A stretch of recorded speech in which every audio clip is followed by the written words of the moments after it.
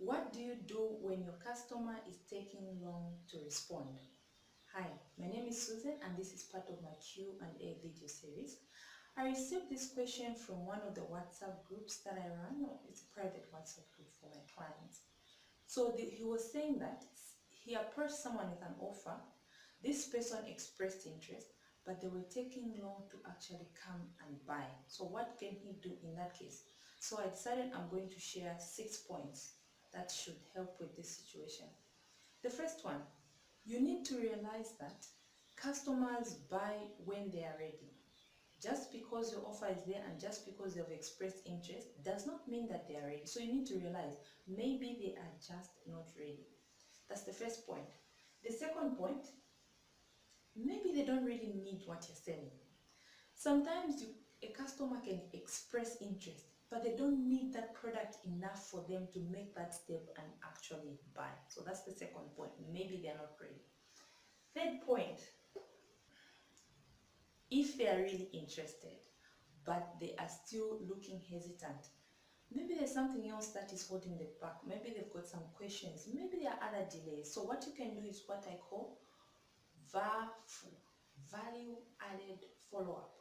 Instead of just picking up the phone and saying, hey, Mr. Buyer or Madam Buyer, are you going to buy today? If you keep doing that, you might end up looking like you're irritating the customer. So instead, your follow-up should bring value to the customer. What do I mean by that?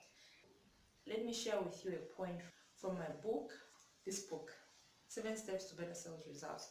Let me share with you something about following up.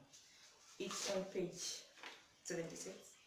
It says, and now the dreaded follow-up. I'm calling it the dreaded follow-up because sometimes it's not fun to follow up on a customer, okay? It's just nice when you advertise, people want to buy there and there.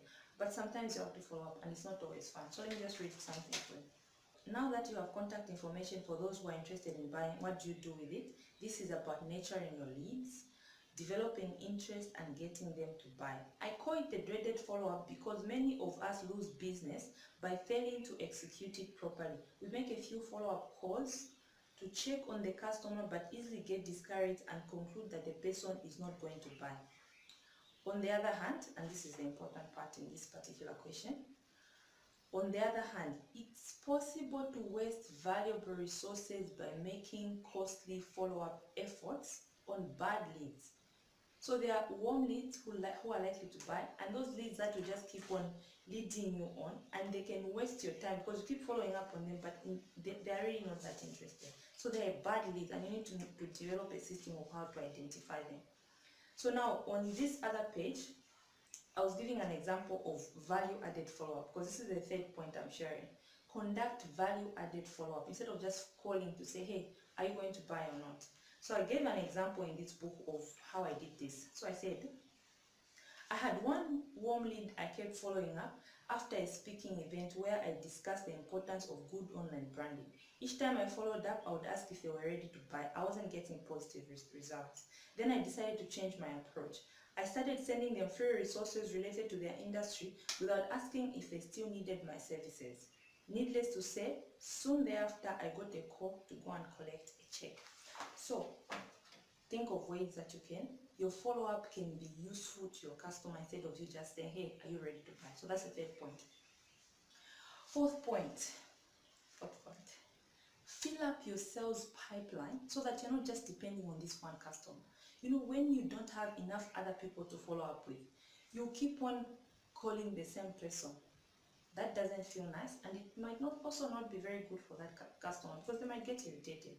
How can you do that? Make sure you have a lot of other people to follow up with so that you're not focusing on one customer.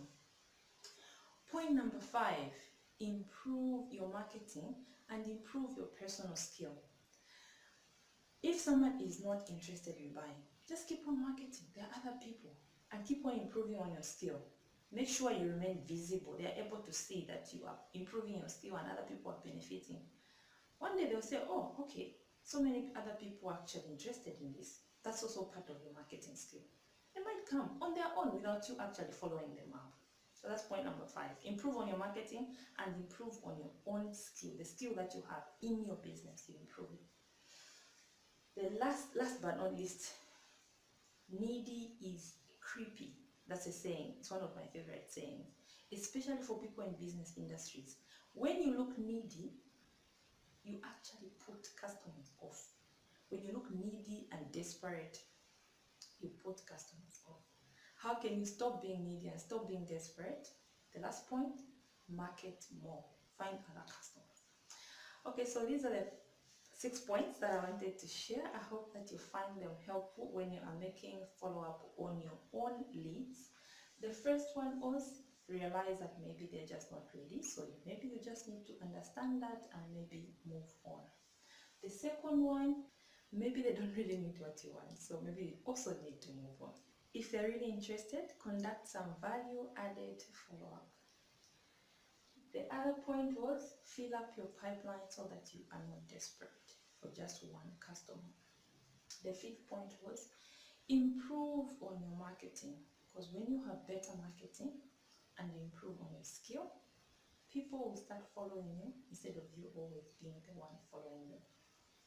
The last but not least, remember that needy is creepy, and when you look desperate, people can actually take advantage of you and they might actually be put off even when they were interested in the first place. Thank you very much. If you have any other questions, feel free to leave the questions in the comments below, or you can send me a private message when I have time. I can create another video like this one.